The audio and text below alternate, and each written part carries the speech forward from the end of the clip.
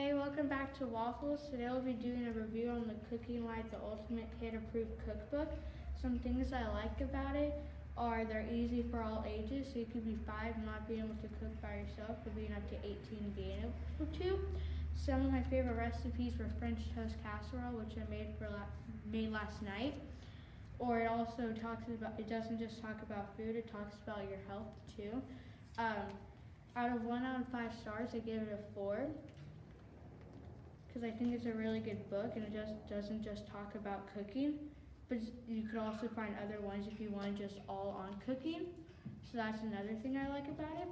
And they aren't just like, their desserts aren't like plain out sugar. They also have healthy stuff in it, and that's another thing I like about it. I recommend getting this book if you are really into cooking and health.